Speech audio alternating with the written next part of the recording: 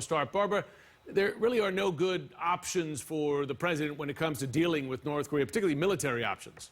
Military options, very difficult, Jim, but in a very rare instance today here at the Pentagon, Defense Secretary James Mattis shared publicly for the first time his thinking about the North Korea situation and the launch. North Korea's new intercontinental ballistic missile rolled up to the launch pad, fired, and changed the world for President Trump. I don't draw red lines. After declaring the era of strategic patience is over, the North Korean threat is now a major issue at the G20 summit. President Trump trying to leave all options, from sanctions to military action, on the table. I have some pretty severe things that we're thinking about. In his first public statement, Defense Secretary James Mattis says diplomacy still is the priority in controlling North Korea's new missile launches.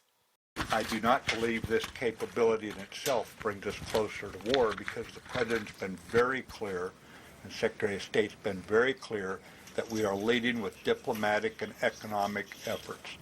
The Secretary has long warned that war with Kim Jong-un could lead to catastrophe.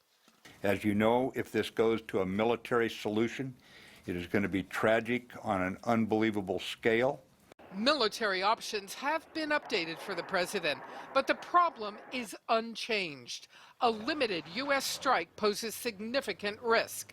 Kim Jong-un could quickly attack Seoul, South Korea, killing millions. We would have to be prepared to go all in, meaning an all-out Korean war.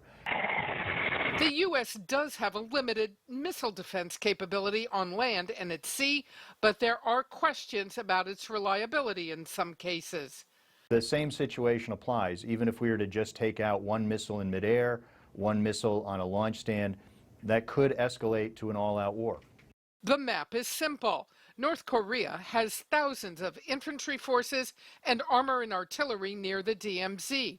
Much of it, according to the Pentagon, in thousands of underground facilities and bunkers ready to fire on Seoul at even the hint of an attack by the U.S., which is why Secretary Mattis also rules nothing out.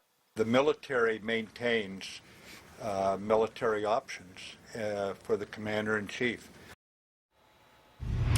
But the essential challenge remains unchanged. The North Korean program is accelerating, and there are no signs that Kim Jong-un is even thinking about pulling back. Jim? Pentagon correspondent Barbara Stark.